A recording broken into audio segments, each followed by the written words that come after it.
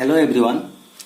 आज हम कर रहे हैं एस चंद क्लासिक साइंस की chapter number 5 separation of substances. इसके पहले वाली क्लास में मैंने आपको इसकी इंट्रोडक्शन और रीजन फॉर सेपरेटिंग मिक्सचर्स इसके बारे में मैंने बता दिया था। और आज हम method of separation of mixtures ये टॉपिक को हम देखेंगे। कौन कौन सी मेथड हो सकती है मिक्सचर से हमारे कंपोनेंट्स को सेपरेट करने की। तो चलिए स्टार्ट करते हैं। मैं हूं अरुण चौधरी और आप देख रहे हैं AC study point.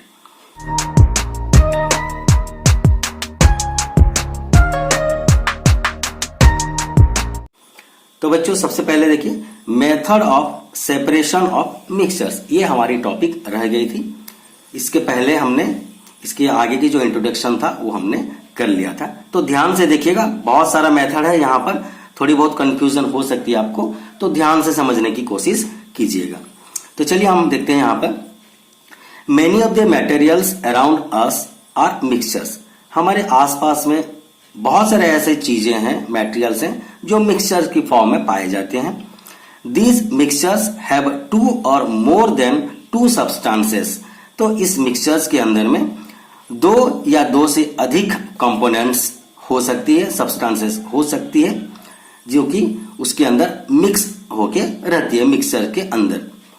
It may not be possible to use a mixture as such in homes and in industries.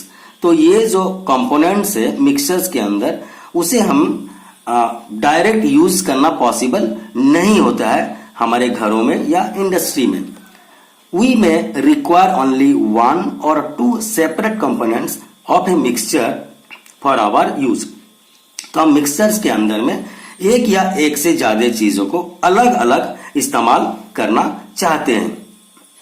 So we have to separate the various mixture into their individual components to make them useful in our daily life. तो इसी के वजह से हमारे mixture के अंदर में जो अलग अलग कंपोनेंट्स होते हैं उसे हमें इंडिविजुअली अलग करने की जरूरत पड़ती है, जो कि जिसे हम आम जिंदगी में उसकी इस्तेमाल कर सकें। आगे देखते हैं। The various components of mixtures have different physical property such as hardness, density, solubility, size of the particles, behavior towards magnet, volatility, boiling points, etc. तो ये जो है हमारे जितने भी कंपोनेंट्स हैं मिक्सचर्स के अंदर, उनकी अलग अलग फिजिकल प्रॉपर्टी हो सकती है, जैसे कि हार्डनेस, डेंसिटी, सॉल्युबिलिटी वगैरह वगैरह ये सब दी गई है। इसको हम आगे फिर देखेंगे। ये सारी फिजिकल प्रॉपर्टी का इस्तेमाल करते हुए, इसका फायदा उठाते हुए हम अलग अलग प्रोसेस इस्तेमाल करते हैं, अलग अलग मेथड इस्तेमाल करते हैं मिक्सचर के अंदर से कंपोनेंट्स को सेपरेट करने के लिए। ठीक है, तो इन फिजिकल प्रॉपर्टी का यूज हम करेंगे जब कंपोनेंट्स को मिक्सचर से हम अलग करेंगे। This is difference in the physical property of component is used to separate them from a mixture.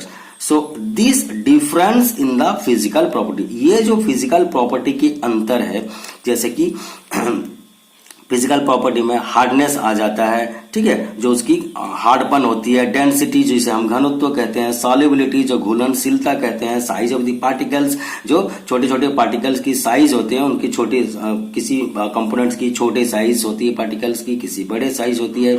Behaviour towards the magnet की ओर कैसे वो अट्रैक्ट कर रहा है या नहीं कर रहा है, वो मैग्नेटिक सब्सटेंसेस है या नहीं है, तो ये सभी चीजें हो जाती है उनकी फिजिकल प्रॉपर्टी। तो ये जो फिजिकल प्रॉपर्टी के डिफरेंस है, इसे ही हम क्या करते हैं, the property of the components is used to separate them from the mixture. इसी का इस्तेमाल हम करते हैं मिक्सचर के अंदर से कंपोनेंट्स को सेपरेट करने के लिए।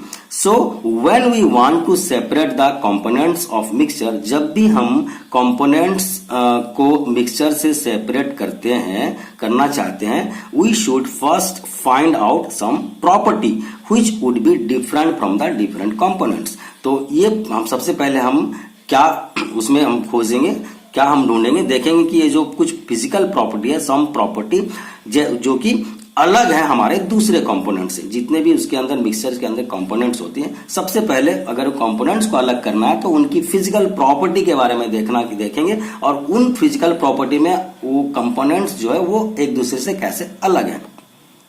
Some of the method which are commonly used for separating the components, so कुछ methods जो कि commonly use किया जाता है हमारा components के अंदर से, हमारे मिक्सचर्स के अंदर से component को separate करने का, उस तरीका का यहाँ पर इस्तेमाल किया गया, बताया गया है। जैसे कि यहाँ पर हम देख सकते हैं,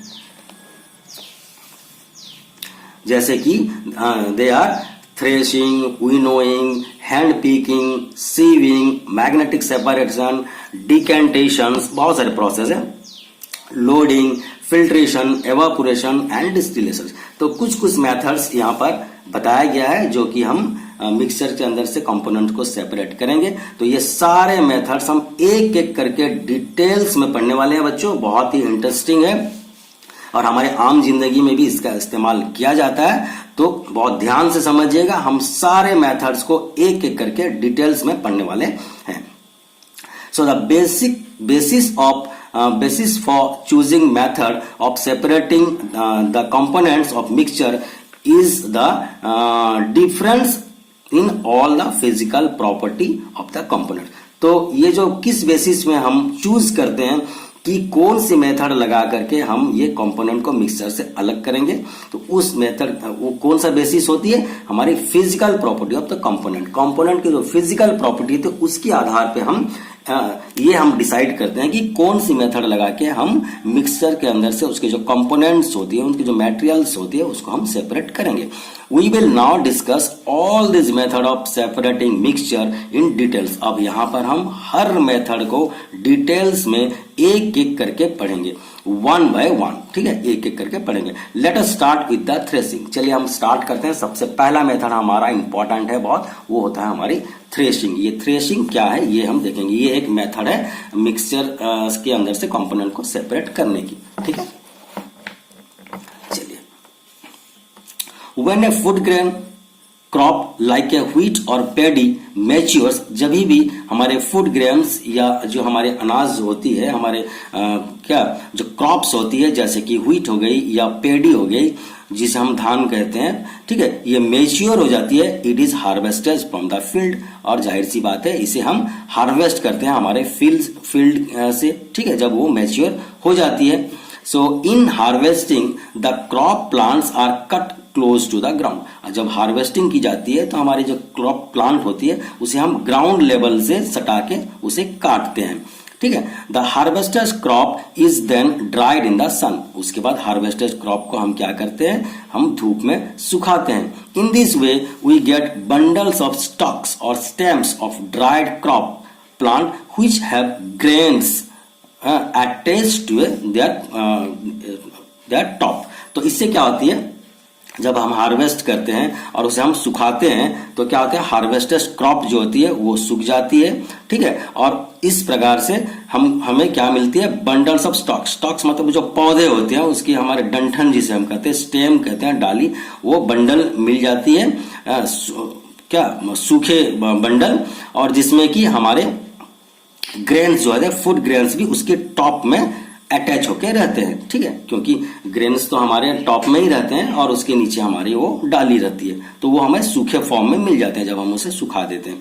the grains attach to the stalks are covered in a thin layer called the chaff. अब यही बात आती है, देखिए जो ग्रेन्स होती है, ग्रेन्स तो हम डायरेक्ट नहीं मिलते, ग्रेन्स के ऊपर एक छिलका होता है ना, पतला सा एक छिलका होता है, जैसे हम धान को देखते हैं, ठीक है ना, पैडी को देखते हैं, तो उसके ऊपर में एक छिलका होती है जिसे हम भूसा कहते हैं, वो हमारी चैफ हो जाती है, उसे क्या कहते हैं हम, chaff. So each stocks has a large number of charm covered grains. तो जितने भी हमारे वो डाली होती है, स्टॉक्स होती है, उसके ऊपर में जो फूड ग्रेन्स होती है, बहुत सारे फूड ग्रेन्स होती है और सभी ग्रेन्स में उसके ऊपर में कवर होती है, बहुत सारे चैफ होते हैं।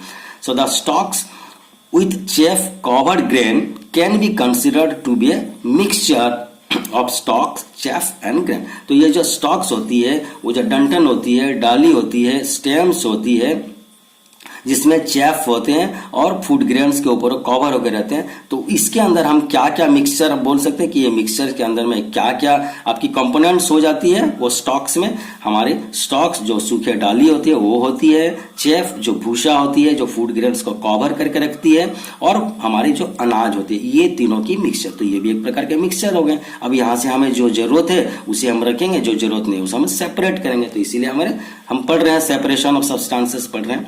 So we will now describe how grains are separated from the stalks and chaff. तो इन तीनों मिक्सचर से जो हमारे स्टॉक्स, चेफ और ग्रेन है, इसमें से हमारे जो ग्रेन्स है उसे कैसे सेपरेट किया जाता है स्टॉक्स और चेफ से, ये हम पढ़ेंगे थ्रेशिंग प्रोसेस में। क्लियर है? आगे देखते हैं। The grains are separated from the stalks on which they grow by the process of threshing. तो यहां पर जो ग्रेन्स है वो सेपरेट किया जाता है हमारे वो स्टॉक्स से, कौन सी प्रोसेस का इस्तेमाल करके? थ्रेशिंग प्रोसेस का इस्तेमाल करके। क्लियर है? आगे देखते हैं। Threshing is the process in which stocks of wheat or paddy etc. are beaten to separate grains from their stalks and form the chaff that covers the grain. तो हमारे देखिए थ्रेशिंग वो प्रोसेस है जिस प्रोसेस में हम जो stocks होती है, किसकी स्टॉक्स होती है? व्हीट की या पेडी की, उसे पीटा जाता है, पीट के सेपरेट किया जाता है ग्रेन्स को हमारे स्टॉक से, और हमारे जो फूड ग्रेन्स के ऊपर जो चेफ होती है, कवर होती है, उससे हमारे फूड ग्रेन को अलग किया जाता है इस थ्रेशिंग प्रोसेस में। ठीक है, कुल मिलाकर इसे पीट के अलग किया जाता है। The method of separation is based on the fact that the stalks or stems of the crop plant and the chaff covering of the grains are soft material, whereas the grains themselves are very hard. तो यहाँ पर देखिए बहुत important है, ये जो method हमारा इस्तेमाल कर रहे हैं हम थ्रेशिंग, ये कौन सी मेथड को बेस करके है, किस थ्योरी के ऊपर या किस चीज के ऊपर बेस करके हम इस मेथड का इस्तेमाल करते हैं, या इस मेथड को हम चूज किए हैं, क्योंकि बहुत सारे मेथड है। तो इस मेथड को हम कौन से बेसिस पे यहाँ पर इस्तेमाल कर रहे हैं? ये बेसिस हो गया कि ये फैक्ट हो गया कि हमारे जो स्टॉक्स होते हैं, या वो डाली होती है, या हमारे जो चेफ होती है जो फूड ग्रेन्स के ऊपर कवर करके रहती है, ये बहुत हल्के होते हैं। ठीक है, या ये फिर बहुत सॉफ्ट होते हैं, सॉफ्ट मटेरियल होते हैं, जबकि हमारी जो फूड ग्रेन्स है वो हमारी हार्ड होती है। क्या होती है? ये इट इज वेरी हार्ड। ठीक है, तो ये बेस है, ये यहाँ पर फंडामेंटल चीज है, समझने वाली बात है। Being soft, stalks and chaff can be broken into pieces on beating, but grains remains unaffected. तो यहाँ पर क्या होता है, जो क्योंकि ये हमारे स्टॉक्स और चेफ जो है ये बहुत ही सॉफ्ट होते हैं, जो कि हम जिसे पीटने के बाद वो अलग हो जाते हैं या टुकड़ों में बदल जाते हैं, टुकड़े टुकड़े हो जाते हैं, लेकिन वहीं हमारी जो ग्रेन्स है वो हार्ड होती है, जिसके वजह से वो अनअफेक्टेड रहती है। ठीक है, Threshing is done by the holding the bundles of stalks in the hands and heating them on a hard surface. तो थ्रेशिंग ये प्रोसेस को हम कैसे इस्तेमाल करते हैं, इसका प्रोसेस क्या है, थ्रेशिंग प्रोसेस कैसे किया जाता है कि ये जो बंडल्स ऑफ स्टॉक्स होती है ना, यहाँ पर आप देखिए, यहाँ पर बंडल ऑफ स्टॉक्स दिखाया गया है ना, ये बंडल ऑफ स्टॉक्स को किया जाता है किसी हार्ड मटेरियल में उसे पीटा जाता है। ठीक है, हार्ड मटेरियल में उसे पीटा जाता है। उसके बाद क्या होता है, देखो, इन this way the grain separate from the stalks. और इससे क्या होती है, हमारी जो फूड ग्रेन्स होती है वो स्टॉक से, उसकी जो डाल होती है उससे वो अलग हो जाती है। Threshing is also done with the help of the cattle such as bullocks etcetera. और ये थ्रेशिंग और भी हम दूसरे प्रोसेस से इस्तेमाल कर सकते हैं। हमारा तरीका एक तो पीट के अलग किया जाता है, दूसरा तरीका हम कैटल का इस्तेमाल करके भी थ्रेशिंग हम कर सकते हैं। ठीक है, जैसे कि हमारे बुलक्स वगैरह का यूज किया जाता है। इसमें होते क्या है, in this method the harvested and the dried crops plants और stalks are spread on the ground in a small area. तो इससे क्या होता है, सबसे पहले हम क्या करते हैं, हमारी जो सूखे हुए स्टॉक्स होते हैं उसे हम ग्राउंड एरिया में, छोटे एरिया में उसे हम स्प्रेड कर देते हैं, फैला देते हैं। And various cattle such as bullocks, buffalo and camels etcetera are made to walk over them in a circle. और उसके बाद हम क्या करते हैं, हमारे जो जानवर है या एनिमल है, जैसे कि हमारे बुलक्स हैं या कैमल है या हमारे क्या बफालो है, उसे हम उसके ऊपर फूड ग्रेन्स के ऊपर सर्कुलर फॉर्म में घुमाते हैं, अगेन एंड अगेन उसे मूव कराते हैं, ठीक है, फॉर कंसिडरेबल टाइम, थोड़ी समय के लिए, जैसे हमारे 3-4 घंटे तक हमें कम से कम उसे बुल्लक्स को या हमारे कैटल को फूड ग्रेन्स के ऊपर, हमारे स्टॉक्स के ऊपर उसे घुमाना पड़ता है, ठीक है। इससे होता क्या है, द कैटल्स फीट क्रॉस और beat the stalks due to which the grains get separated from the stalks. और इससे होती क्या है, जो कैटल्स की फीट होती है वो बार बार स्टॉक्स के ऊपर पड़ने की वजह से, क्योंकि स्टॉक्स बहुत ही सॉफ्ट होता है और सूखा होता है, तो वो क्या होता है, वो सेपरेट हो जाता है हमारे फूड ग्रेन से, स्टॉक जो होती है वो फूड ग्रेन से सेपरेट हो जाता है।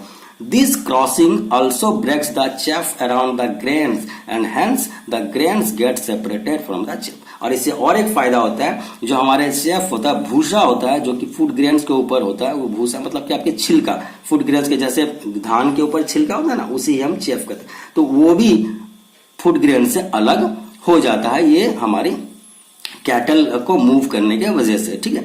During threshing the stalks are separated into very small pieces called the है।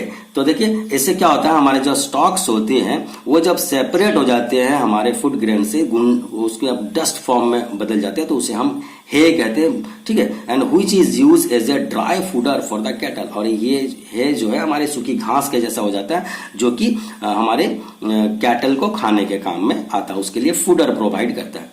तो ये हम कह सकते हैं कि जो कैटल है वो भी हमारे मेहनत का खा रहे हैं, ठीक है। अपनी मेहनत करने के बाद जो ग्रेन्स निकला, वो ग्रेन्स उसके मालिक के लिए हो गया, फूडर प्रोवाइड किया, और जो है बन गया वो हमारे कैटल खुद खा लिया, ठीक है। So the broken chef from the husk, और जो ब्रोकन चेफ है ये क्या बन जाती है, हमारी हस्क बन जाती है, ठीक है, भूसा बन जाती है। तो हमारे स्टॉक्स बन गए है और हमारे चेफ जो है वो बन गए हमारे हस्क। तो इस तरह से भूसा भी निकल गया। In larger farm a method motorised machine called the thresher is use for the threshing process. तो हमारे देखिए यहाँ पर, जहां पर बहुत ज्यादा मात्रा में आपकी जो ये फूड ग्रेन्स की जाती है या अनाज की खेती की जाती है, वहां पर हम एक मोटराइज मशीन का यूज करते हैं जिसे हम थ्रेशर कहते हैं। बहुत ही सिंपल, थ्रेशिंग प्रोसेस के लिए जिस मशीन का यूज किया जाता है उसे हम थ्रेशर कहते हैं। It is use for the threshing purpose, threshing process. Before we go further and discuss the winnowing, please note that blowing air is called wind. तो आगे हम दूसरे प्रोसेस को पढ़ने से पहले, दूसरे हमारे मेथड जो है विनोइंग है, ये पढ़ने से पहले हमें ये जान के रखना चाहिए कि जो ब्लोइंग एयर है, बहता हुआ जो हवा है, उसे हम विंड कहते हैं, ठीक है। तो ये हम देखते हैं, चलिए आगे विनोइंग देखते हैं, ये क्या होता है। When a farmer threshes wheat crop in his field he gets a mixture of wheat grain and husk। तो जब भी फार्मर वो थ्रेशिंग प्रोसेस का इस्तेमाल करते हैं व्हीट क्रॉप के लिए, तो उसे क्या मिलता है, he get mixture of wheat grain and husk। उसे मिल जाता है हमारा व्हीट ग्रेन के साथ साथ हस्क, भूसा भी मिलता है। आगे देखते हैं। Now before wheat grain can be use, तो व्हीट ग्रेन को इस्तेमाल करने से पहले हमें क्या करना होगा, husk has to be remove from them. जो भूसा है उसे हमें फूड ग्रेन से अलग करना पड़ेगा। The husk is separated from wheat grain by the method of winnowing. और हमारे जो हस्क है, भूसा है, उसे हम सेपरेट करते हैं हमारे जो ग्रेन से, कौन सी मेथड से, विनोइंग, हवा की मदद से, ठीक है।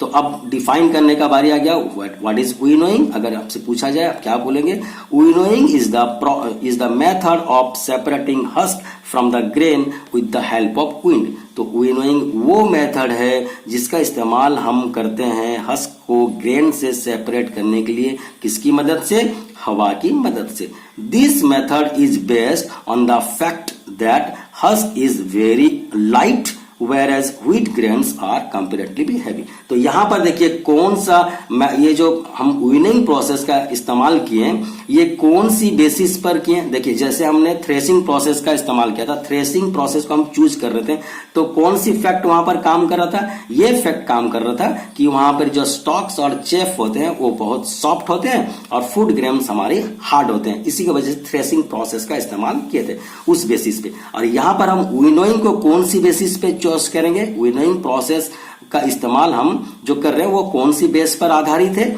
ये है कि हमारे जो हस्क है वो बहुत ही लाइट होती है, हल्की होती है, और हमारी जो फूड ग्रेन्स होती है वो कंपेरेटिवली हैवी होती है हस्क के मुकाबले में। Winnowing is done by using A winnowing basket, और बहुत सिंपल है, विनोइंग जो है एक विनोइंग बास्केट की मदद से की जाती है। आगे हम इसकी पिक्चर्स भी देखेंगे। Winnowing basket is called the छाछ, और विनोइंग जो है विनोइंग बास्केट हम उसे हिंदी में उसे हम क्या कहते हैं, छाछ कहते हैं। And the process of winnowing is describe below, और विनोइंग प्रोसेस में क्या होता है वो नीचे बताया गया है, देखते हैं चलिए। The mixtures of the wheat grain and husk is taken in a winnowing basket, और इसमें क्या किया जाता है, हमारी जो मिक्सचर्स होती है फूड ग्रेन के साथ साथ हमारी उसमें हस्क भी होती है, तो मिक्सचर्स को हम सबसे पहले विनोइंग बास्केट में रखेंगे। हम पिक्चर्स देख के मैं अच्छे से एक्सप्लेन कर लूंगा, पर पहले बुक में जो लिखा हुआ उसे देख लेते हैं। तो उसे हम विनोइंग बास्केट में रखते हैं। And the farmer stands at a higher platform from the ground and allow the mixtures of the wheat grain and husk to fall down from the height by shaking his winnowing basket continuously। तो इस process में क्या होता है, सबसे पहले तो हम विनोइंग बास्केट में वो जो व्हीट होती है और उसकी जो हस्क, ये दोनों मिक्सचर्स को हम रखते हैं। उसके बाद फार्मर क्या करते हैं, वहां पर एक ऊंचे प्लेटफॉर्म में जो कि ग्राउंड लेवल से कुछ 1-2 फीट की हाइट के ऊपर में खड़े हो जाते हैं, और वो जो विनोइंग बास्केट है जिसके अंदर की ग्रेन्स और हस्क मिक्स है उसे कंटिन्यूअसली धीरे धीरे शेकिंग करते हैं, हिलाते हैं। हम इसे फिगर 3 में देखेंगे डिटेल्स में। The husk particle being lighter are carried away by the wind to a greater distance, और इससे क्या होता है, जो हमारी हस्क पार्टिकल होती है, भूसा होता है, क्योंकि वो हल्का होता है तो वो क्या होता है, थोड़ी दूरी पर जाकर डिस्टेंस में जाके वो जमा हो जाता है।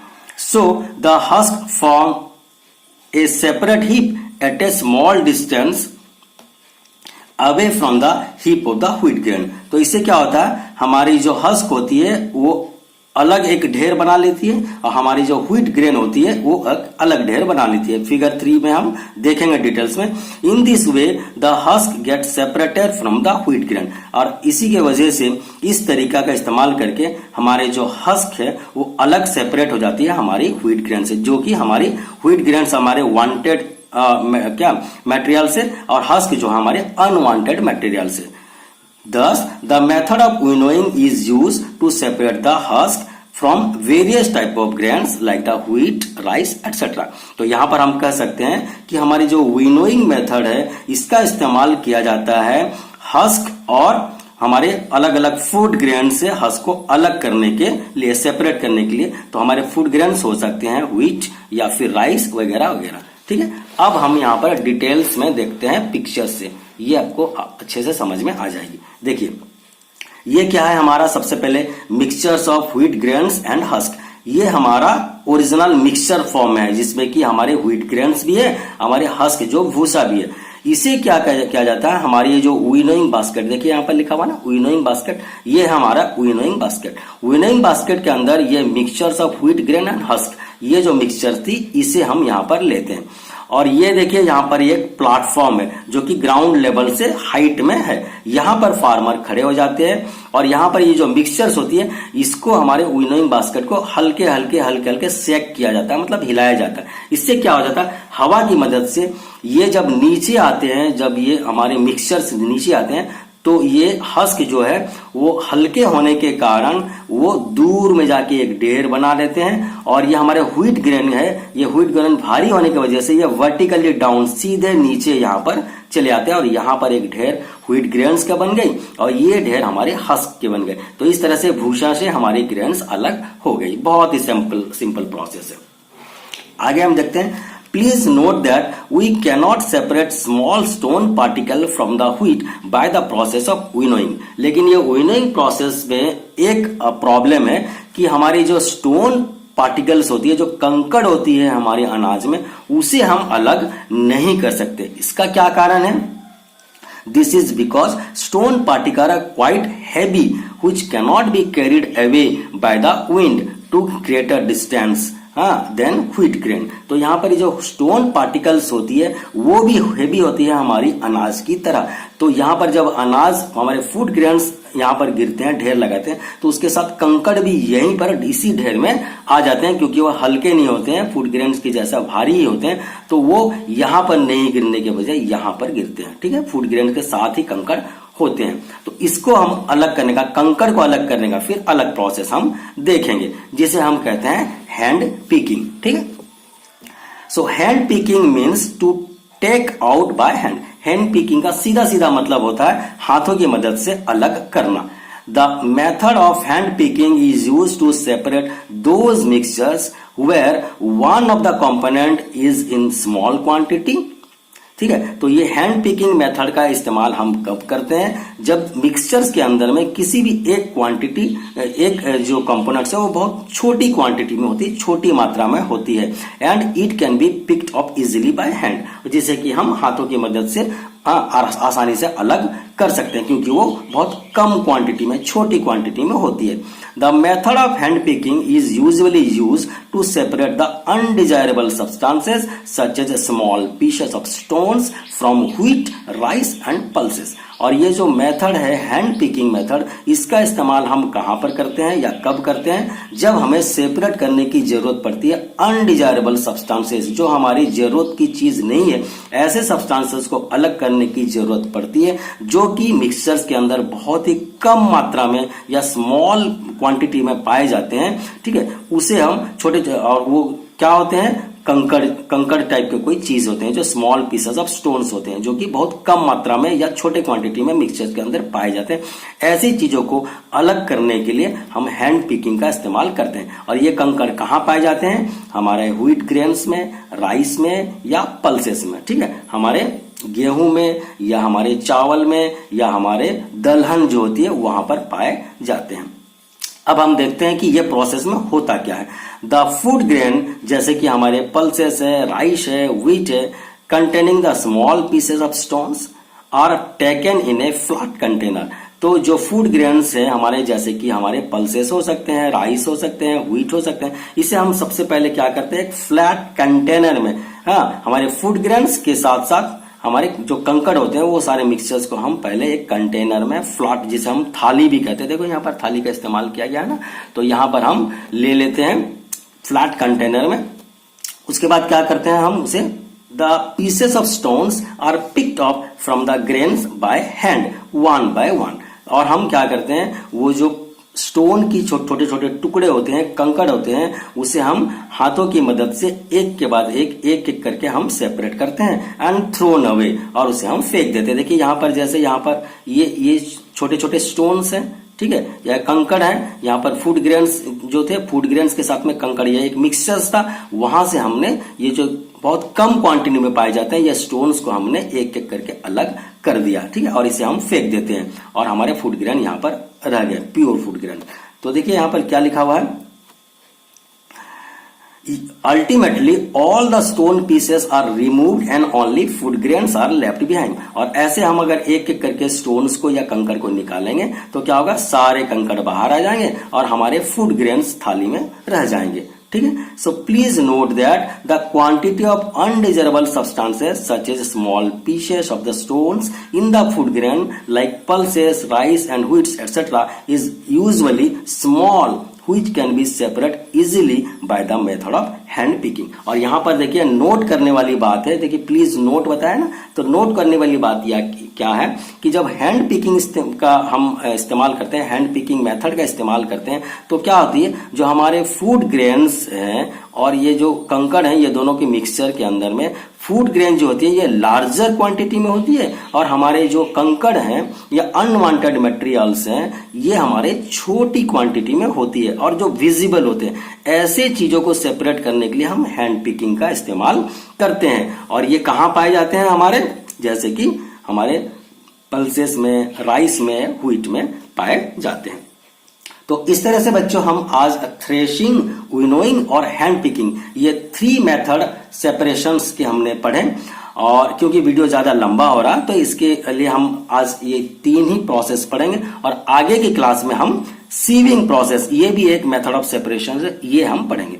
तो बच्चों आज की क्लास सम अप करने से पहले आपसे एक रिक्वेस्ट है कि अगर आपको ये वीडियो अच्छा लग रहा है, आपको मेरा पढ़ाने का तरीका अच्छा लग रहा है, इससे कुछ फायदा हो रहा है तो जरूर इस चैनल को सब्सक्राइब करें, लाइक करें और अपनी दोस्तों के साथ जरूर शेयर करें ताकि उनकी भी मदद हो सकता है।